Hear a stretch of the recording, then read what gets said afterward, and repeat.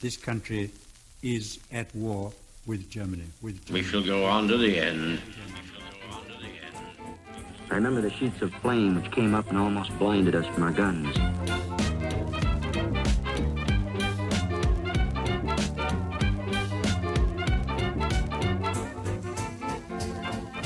In the final weeks of the Second World War, as Soviet forces closed in on Berlin, tens of thousands of German soldiers and civilians found themselves encircled in what would become known as the Halbe Pocket.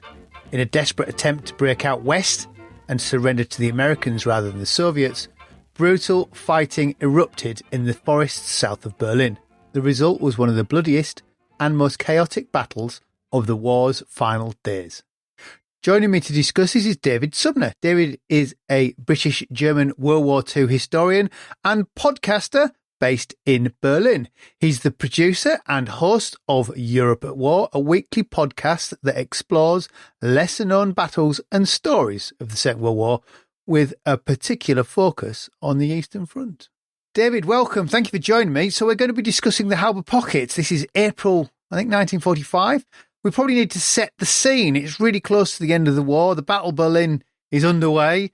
Shall we start with the formation of the pocket? The Russians are pressing forward. Shall we start with the formation of the pocket? So as you said, Operation Berlin, which is the Soviet final assault on Berlin, is launched on April the 16th. And they launch from their positions along the Oder River and the Neisse River, which is the modern-day German-Poland border. First Belarusian front of Marshal Zhukov and the first Ukrainian front of Marshal Konyev.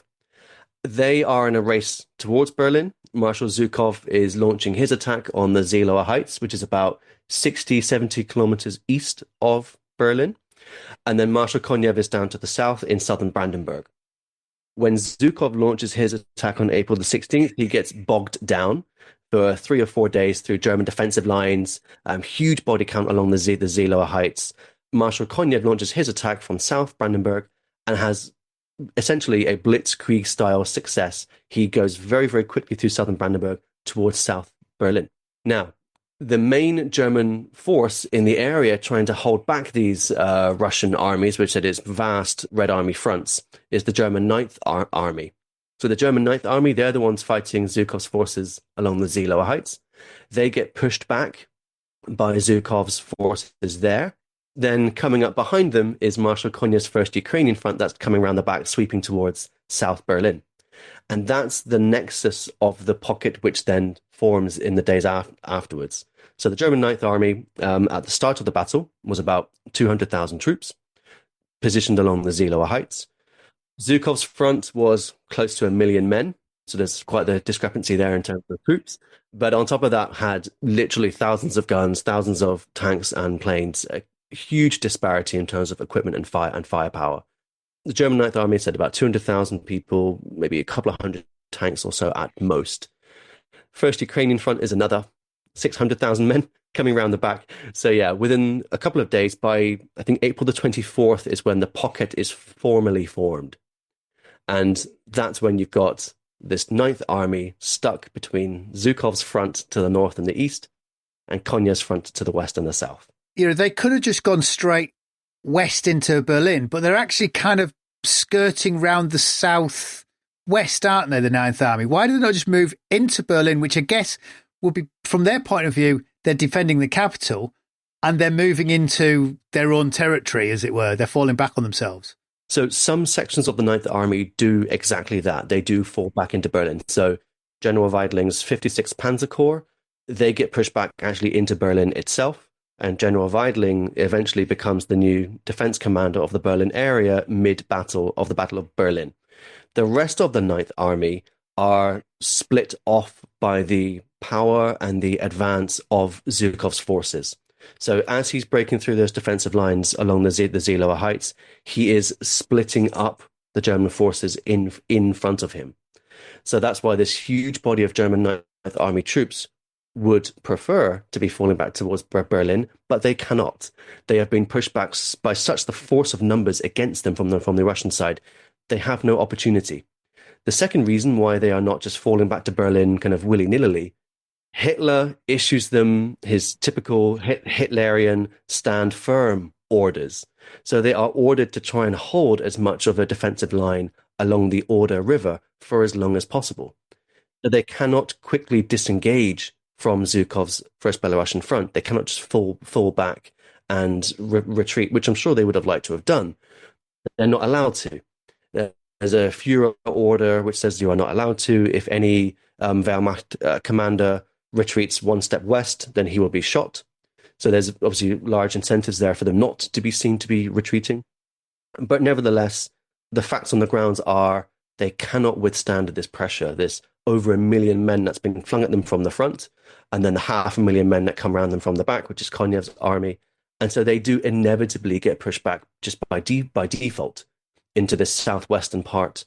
Central Brandenburg, which is outside of Berlin, but that's where the Halbe Pocket forms. And Halbe is one of the largest towns in this area, and that's hence where the pocket gets its name from. They had somehow managed to sell the idea of the withdrawal Hitler, though, hadn't they? Yeah, so at some point, the kind of compromise is that we need to fall back, but we will establish a new defensive line.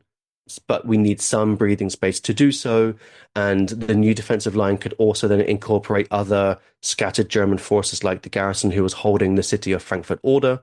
They could incorporate other battered German elements. Were they also trying to link up with the 12th Army? Was that part of the excuse as well? Yeah, well, that's the thing. So eventually later on in the story... Oh, is that later? Am I skipping ahead? Yeah, I thought that was part of the original sales plan to Hitler, that we'll link up with the 12th Army, and that's part of the... Oh, okay. So the pocket's formed on the 24th of April when it's officially encircled. And then very quickly after that, once this pocket is formed, a new counterattack plan to save Berlin is formed, where Keitel, Hitler, and Jodl are looking on the map, and they're looking, okay, what German forces are in the area who could come and save Berlin? And they spot that there is a German 12th Army under General Wenck stationed along the Elbe River, keeping an eye on the US forces. If the Americans go for Berlin, then we want to stop them as well, so that's why they're along the Elbe River. Of course, we know in hindsight the Americans never were going to go towards Berlin. So Hitler, Keitel, and Jodl say, right, let's order this 12th Army to come back eastwards towards Berlin, have them link up with the trapped 9th Army in the Halbe Pocket, and then they launch this super counterattacking force from the south of Berlin, relieving the city, saving Hitler, and stopping the save. It was a pie-in-the-sky dreamland plan that would never have worked anyway, as the combined German forces would still have been outmatched 5-1, 6-1 by the Soviets. But that was the excuse for the eventual order which is given to General Busse. Yes, you can actually move back westwards, but only to link up with this other German army and then launch a counterattack on Berlin from the southwest. If we're thinking about that pocket, it's very simplistic now when we talk about, it's the 9th Army surrounded, they're in a pocket, but we're actually fighting on German soil. It's not like we're in Poland and we just forget. So, who's in that pocket? How many people are really in that pocket? Is it really the 9th Army, or is it, or is that just a hand-waving reference from history just to refer it to like that? It is a hand-waving reference from history. It does contain the remnants of the 9th Army, which have retreated from the Seelower Heights. That's true. It also incorporates some elements of 4th Panzer Army, which is Army Group Center. They're stationed down in Saxony at the time, but they get pushed back by other Soviet advances into the Halbe Pocket area, and they fall under the command of the 9th Army. It eventually also includes those garrison troops from Frankfurt Oder, from the city. They also get caught up in there. The largest element of that pocket are actually civilians. So the pocket has about 200,000 people inside it in total. 80,000 of them are German soldiers. I say quote unquote German soldiers. There are some foreign SS trapped in there. There are Volkssturm, which is the glorified dad's army. There are Wehrmacht, actual frontline troops. There's also Luftwaffe ground personnel who have been dragooned into frontline units. But then you've got at least 100,000, maybe up to 120,000 civilians also in this pocket. And it's actually the makeup of the civilians, which is in a way more interesting, because you've got locals from the towns and villages in that pocket who are there by default. You've got lots of German refugees who are fleeing the Red Army from East Prussia, from Silesia, hundreds of thousands of them, even millions of them, were passing through the area at the time, fleeing the advance of the Red Army. So many thousands of them get trapped in this Halbe Pocket as well. And then you've got forced foreign laborers. Germany obviously took foreign laborers in all of its occupied countries, brought them back to Germany. Some of them are in this pocket.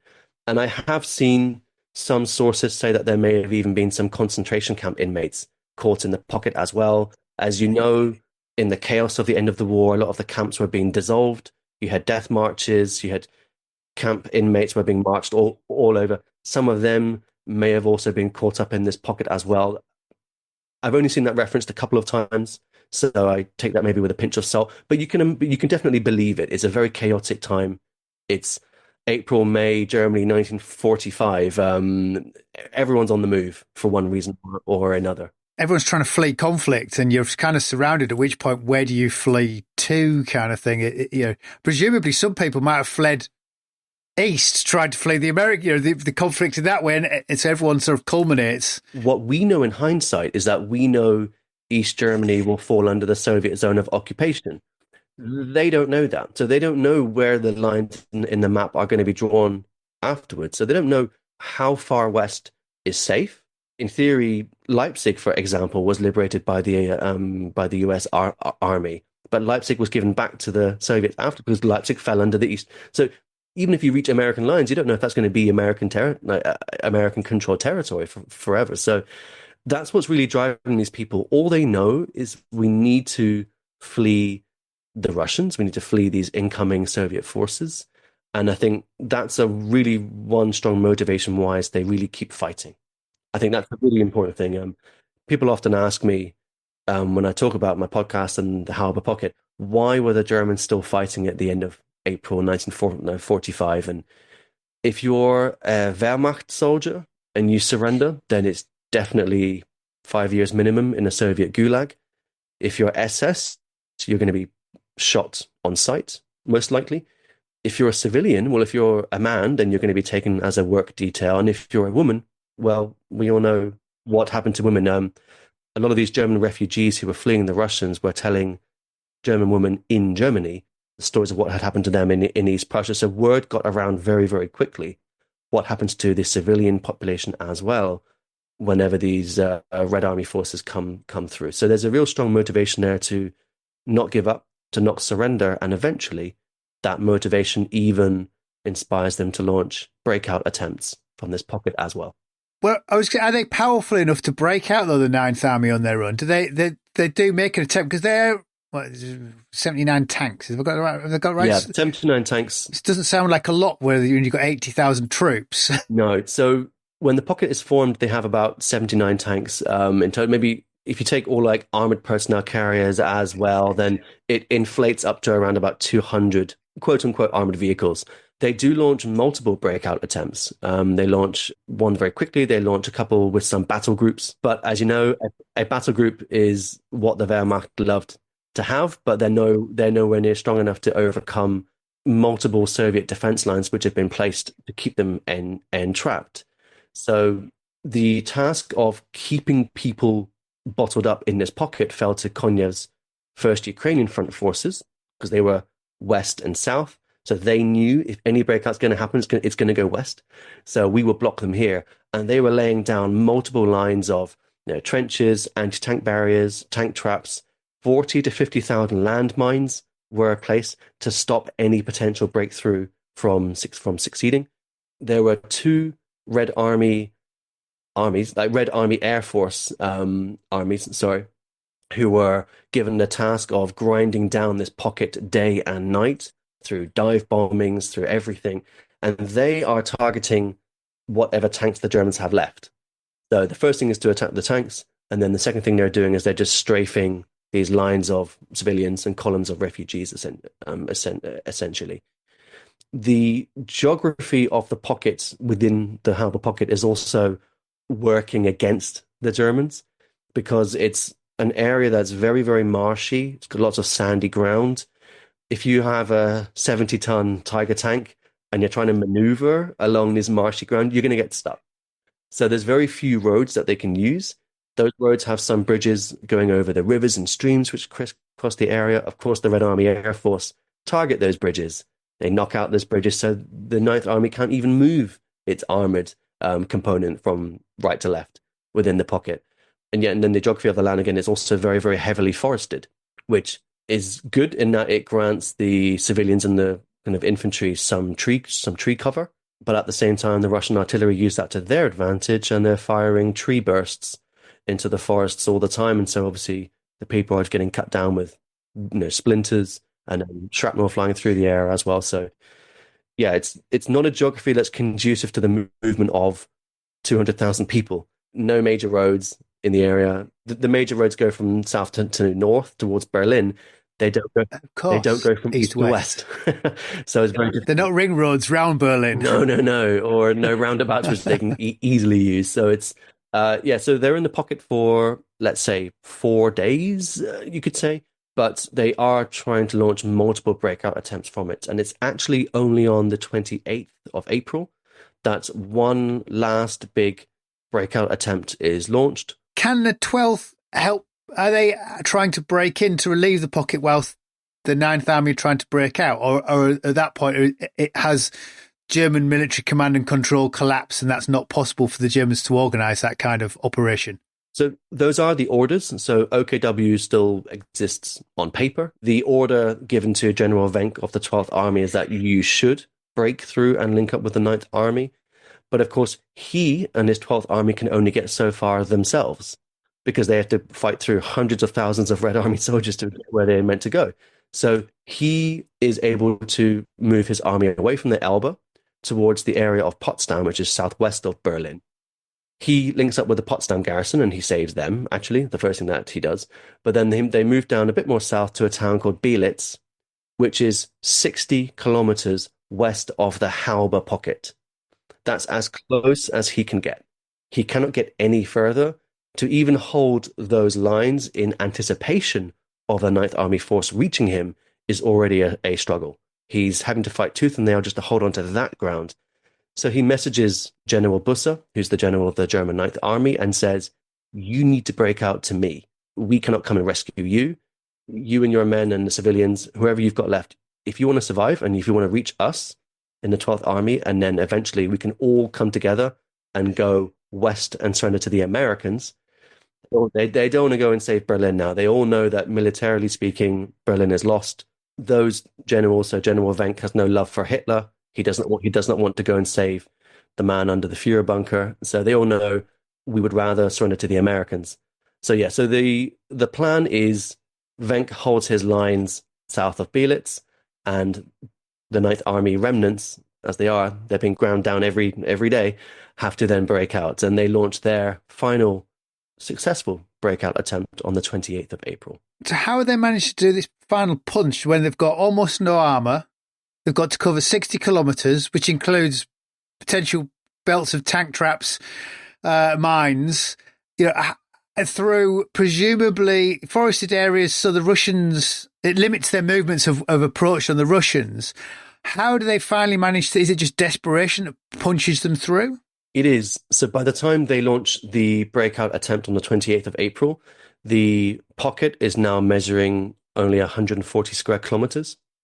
That's about 6 times smaller than what the pocket was when it was formed on the 24th of April. So you can see the pocket's been continuously shrunk. When they launch their breakout attempt, it's about, say, 50, 60,000 men or so that are left in terms of fighting strength, and then all the civilians that are there. They've got a couple of dozen tanks left, and they form 2 armored spearheads.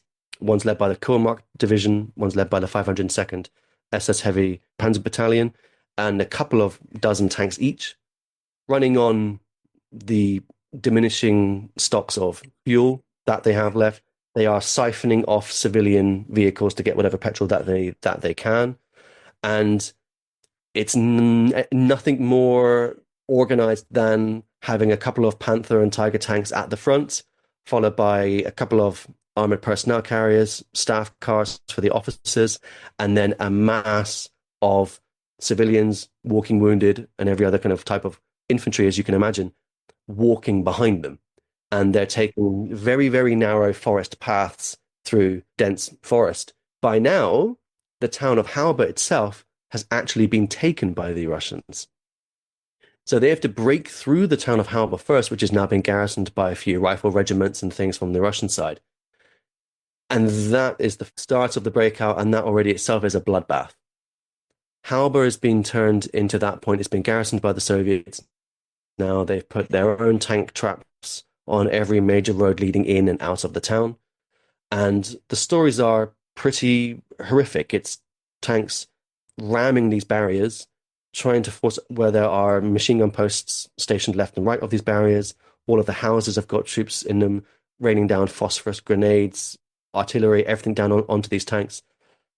And the German civilians, the refugees trying to break through with those tanks they are hiding behind these tanks as hellfire is raining all down around them. Some of them break through. Is it essentially every man for himself? Is this actually an organised military breakout, or is literally the best troops have got to the front and in their own desperation they're fighting through, and everyone's just fleeing behind them as best they can? When they launched the breakout, there was a plan on paper, let's say. This armored force goes through first, and then this division will then take over the kind of rear guard duties, and then they will all kind of funnel through this gap that has been punched through the Soviet lines. The minute they hit Halbe, it instantly breaks down, and it then becomes every man for himself. As you get these spontaneous battle groups forming of one officer with a machine gun, and then he's got a couple of NCOs maybe, and then there's 100 civilians, and they are a battle group, quote unquote, and they run through the train station. Or another group go around the south of the town and they go through people's back gardens. It's chaos. The force that survives Halbe and goes through the town, from then on, all sort of order and organization has broken down. It's who can keep up with the armored spearhead tanks essentially survives. So this 60-kilometer march or run, I say it's mainly on foot, because by then they've only got maybe a dozen tanks left after getting through Halbe. All of the vehicles have run out of petrol. It's thousands of people going through woods, trying to hide from the Soviet Air Force. The Soviets are still attacking this escape column, obviously, and they very successfully do piecemeal attacks to, break off one group here, break off another group there, and they are constantly whittling down this escape force through kind of piecemeal attacks. And it's only the ones who keep up with the first tanks at the start of the armored spearhead who actually survive and make it to the end. How many get to the Elbe? I'll start with the ones who reach Wenck's lines first. So the ones who actually reach General Wenck's 12th Army south of Belitz, they reach them on the 1st of May. So it takes them about 3 days to get there, roughly. That's roughly 30,000 soldiers who make it and 5,000 civilians. Now, the 9th Army had begun with 200,000 men along the Zielauer Heights on April the 16th. So by early May, it's down to 30,000 left. General Busse, the general of the army, he survives, and he reaches these lines. And about 5,000 civilians make it to Wenck's 12th Army lines. Now, when they meet the 12th Army, there's not much time for celebration and, break out the champagne and the schnapps. So they link up with General Wenck's army then at the start of May, and they immediately, everyone, so 12th Army, 9th Army remnants, and all of these civilians have to then hot-tail it out of there and march another 100 kilometers northwest to go to Tangermunde, where they reach this Elbe crossing. And that's the famous pictures of this, defeated German army crossing over a semi-destroyed bridge. That army is actually the 12th Army and the 9th Army. That's actually those pictures of these armies crossing over this bridge. And they are being chased all of the way up to the Elbe River by all of the Red Army forces who do not want to let them escape. Firstly, it's a point of honor. They don't want to let them get out. By the time the breakout force has reached the Elbe River, it has again picked up many, many thousands of civilians along the way from those regions they passed through, who again are like, right, we need to get out of here. The Russians are coming. So estimates of the amount of people who reach the Elbe River, they go up to about 300,000 people. I mean, the sources all say different things. The Germans, so General Wenck himself estimated maybe upwards of 100,000, 150,000, mixture of military and civilian. Some of them say up to 300,000. But the truth of it would definitely be hundreds of thousands of people, let's say that, of military and civilian personnel are on the banks of the River Elbe trying to get over to the American side, and they've got about 2-3 days to do it before the Russians then reach up with them and then catch up and try to get them. So that's the last part of this kind of epic journey, is this river crossing, which itself has a lot of politics to it. The Germans fleeing to the American side save the Russians having to look after them, but at the same time, do the Russians want to let those Germans slip out of their what's going to be the Russian-occupied zone? So how are the Germans treated at that crossing over the Elbe? Are they wanted? They are not wanted, to put it politely. So the US forces, it's actually the US Ninth Army, actually, as well. So it's the same Ninth Army. History has a funny way of throwing up the same numbers. They do not want to accept such a large body of troops because they can already understand, I mean, not Cold War politics, but this is at least the politics of treating your allies nicely. They know the Russians want to take the surrender of these forces. They don't want to be taking the surrender instead. That would piss off the Russians or not make them very happy. So they don't want to take such a large body of troops. They also don't want to take the headache of such a large body of civilians, because you can imagine the US Ninth Army does not have the aid or the food or the place to store potentially hundreds of thousands of refugees at short notice. The way the end of the war was planned to play out was that as soon as the war finished, all those people would just go home anyway. So if they're East Germans and they're trying to cross the river, well, when the war's finished in a few days, the policy was those people would just go back home. So what's the point in taking them anyway? So there's a few things there. But one thing which certainly motivates the Russians to catch up with this force is there's a few thousand Soviet-born, Soviet POWs who were in German POW camps who then volunteered to fight for the Wehrmacht. So these Hilfswillinge, so these Heavies. There's about 5,000 of them still around by the time of the river crossing. They definitely don't want to surrender to the Russians. They know what's going to happen to them if they go back. So they want to get over it. So there's a lot of varying reasons why. But initially, the Americans say they will accept unarmed soldiers. So they will accept unarmed soldiers. And you have a very laborious system where this half-destroyed bridge over Tangamunda, there's also a river crossing at the ferry crossing to the south, and there's other crossing points, but the popular image is of this half-destroyed timber bridge, or road bridge as it was. You could only move over that bridge in small groups at a time because there's not much structure left. When they reach the American side, you've got American GIs who are all being very official, and they're checking the papers of these people. Are they unarmed? Anyone who was SS was then sent back. No women were initially allowed. So what the Wehrmacht tried to do was smuggle women across, putting them in long Wehrmacht jackets, and then they got found, and then they were just turned around. So it was a very orderly, let's say, process, and not many got through until at some point in the crossing, the Russian army is so close, and they are shelling this evacuation perimeter on the German side of the river. They're shelling it, and some of their artillery shells overhit and land on the American side. They land on the American side. A couple of GIs get injured. I think one is killed. And the US Ninth Army says, okay, such is the danger to our troops, we need to pull back from the edge of this river.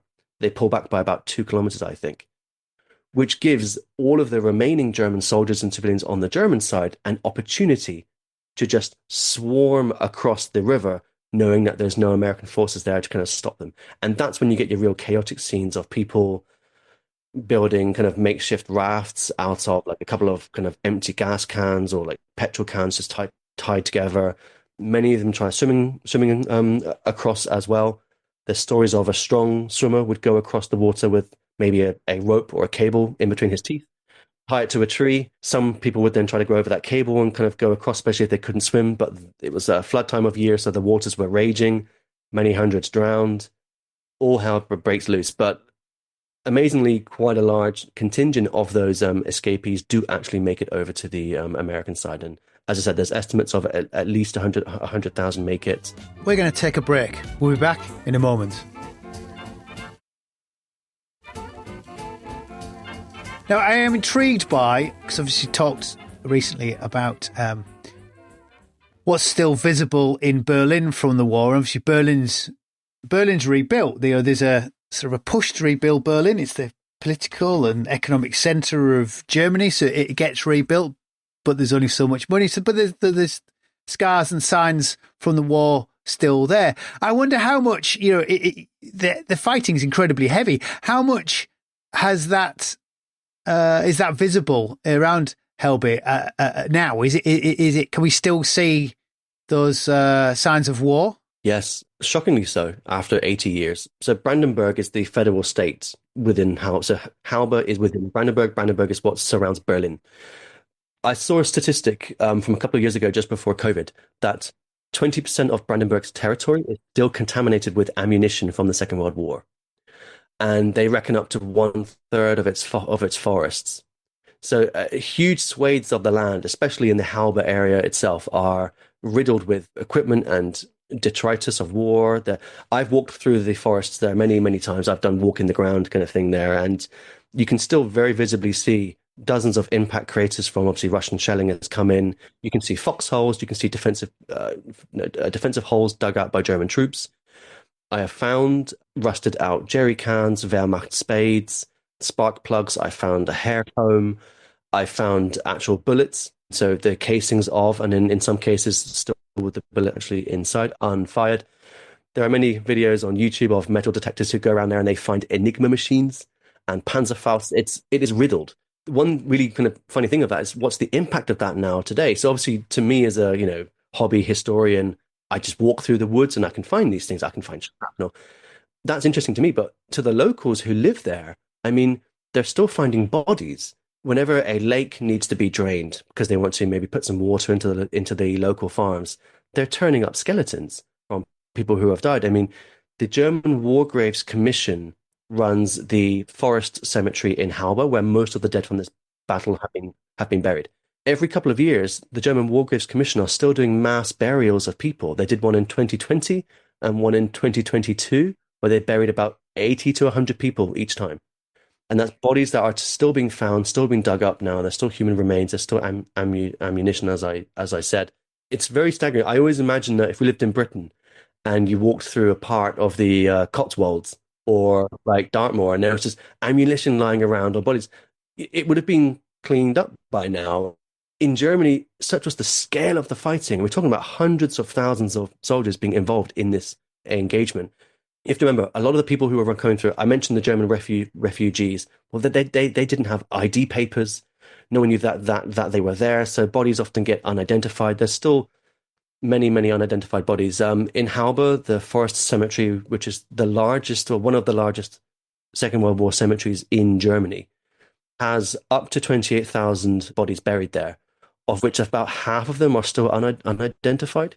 One other tidbit I also add is I mentioned about all the ammunition still being found in Brandenburg. Well, Brandenburg has forest fires every summer, right? Someone leaves a discarded barbecue and it sets off a forest. These forest fires are regularly exploding ammunition from the Second World War, and the fire department can't go in there and take care of these fires because there's exploding bullets everywhere. So the Bundeswehr comes in, the German army, with their like armored vehicles to kind of make fire breaks and clear out some paths for the fire. It's incredible how the legacy is really still being felt 80 years on. It's quite surprising that they haven't sent the army in to clear it in the last 80 years, or make some determined attempt to clear it. I suppose you're going to get so much, aren't you? They do. There are some kind of, there'll be like a 1 month action of like local organizations and volunteers and army will go through. But that's where the history comes into it, right? Because after the Second World War, well, what happened? Well, Germany got divided. This then became East Germany. And a lot of the area also became used by the Soviet army after the war. Or the East German People's Army also did training exercises in the area. So not all of this land was accessible to the public for a lot of the time. And so that is one factor why it didn't all get cleaned up. And as I said, it's just the scale. It's just the scale of the fighting, the complexity of how do you easily go through an area and dig up Russian artillery shells without closing down huge sections of the forest for days on end. It's a really staggering task on their hands. I'm intrigued by the cemetery. In Allied cemeteries, there are often sites of sort of pilgrimage for families visiting their war dead from both world wars. How in Germany do people view those cemeteries? Do families make similar sort of pilgrimages, or is that not seen as a thing to do? So here it's far more complicated. The cemetery itself, the forest cemetery I've talked about a number of times, is nothing like what we have in the UK in terms of Second World War cemeteries. So Second World War, the Commonwealth War Graves Commission has these beautiful white headstones. In Germany, in Halbe, it's far more somber. I mean, even more somber than, say, that.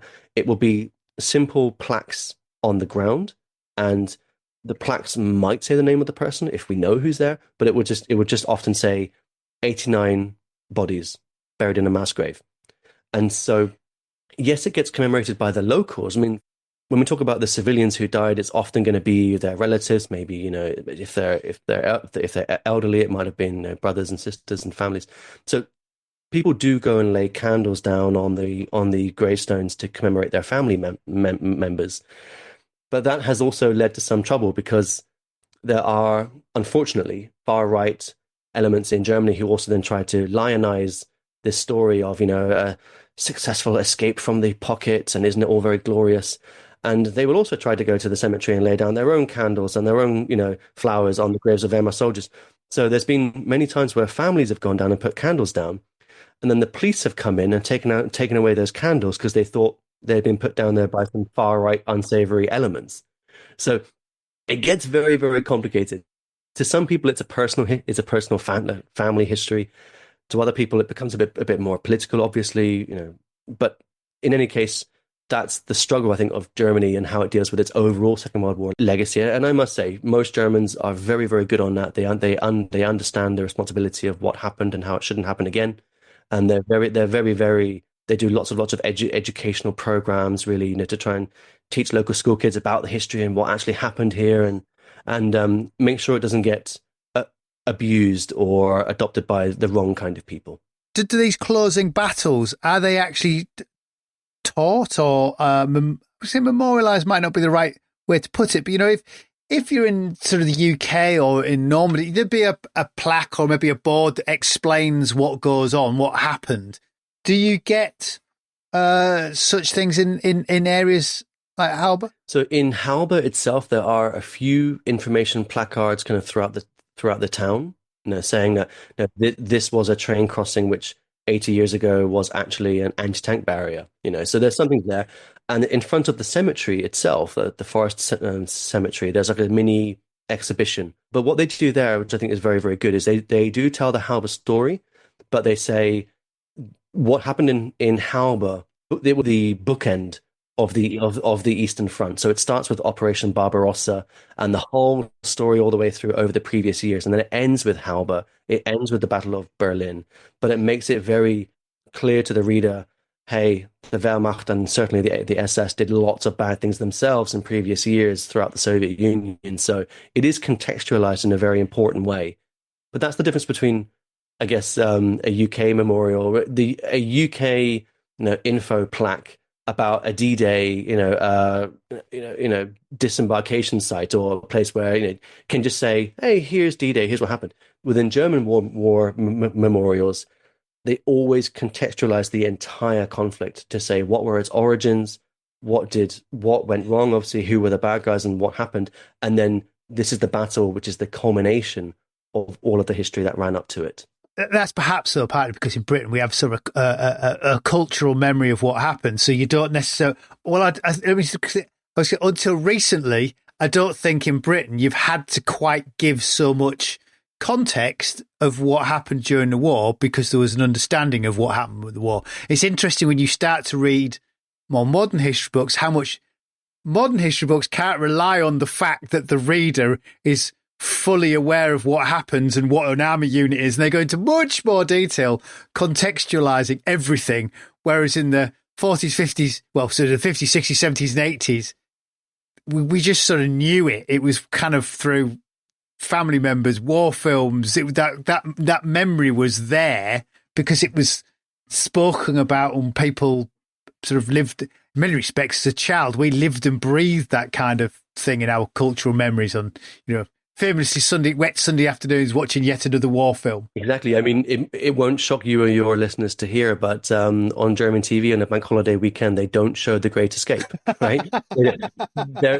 they're not showing these classic British war films. There is a very poor cultural memory, let's say that, of the Second World War in Germany, which you and I can understand why. It's because they lost the war in Germany.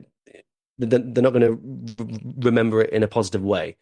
They're very, very, very good, however, on the political causes of the war, the rise of Nazism. The Holocaust is obviously taught very, very strongly here.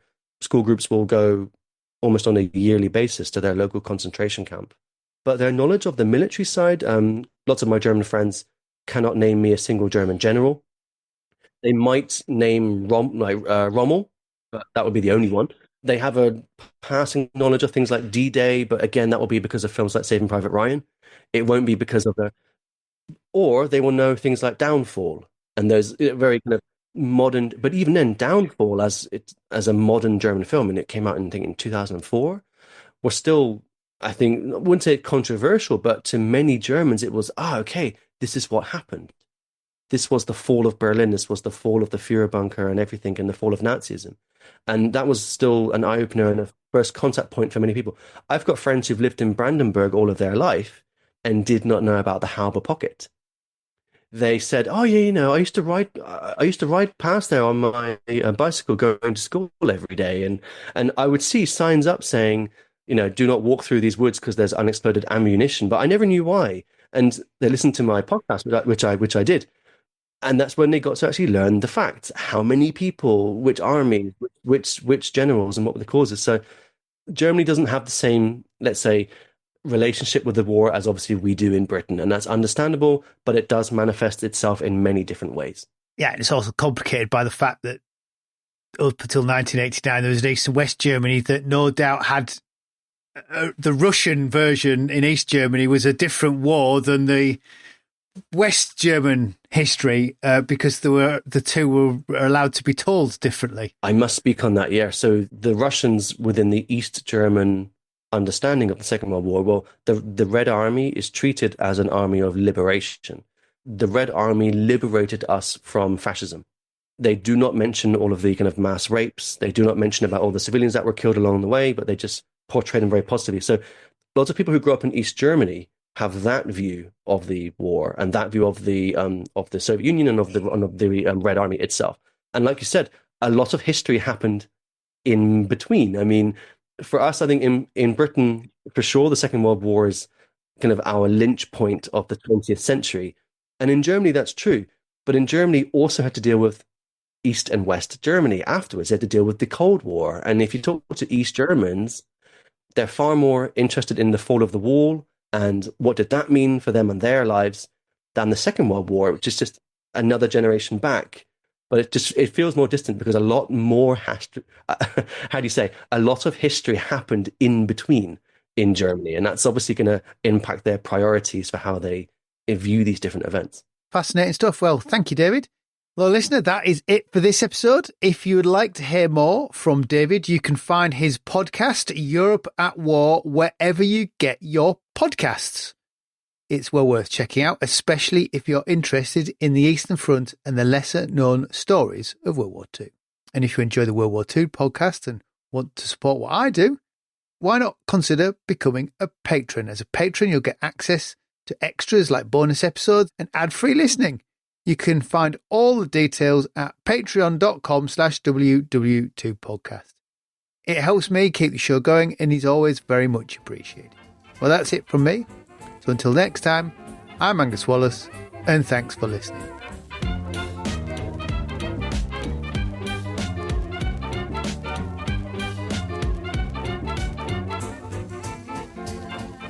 Jerry 88mm gun hit our town, blew us the hell out of it. Stalingrad can never be repaired. As Allied Commander-in-Chief, I have granted a military armistice.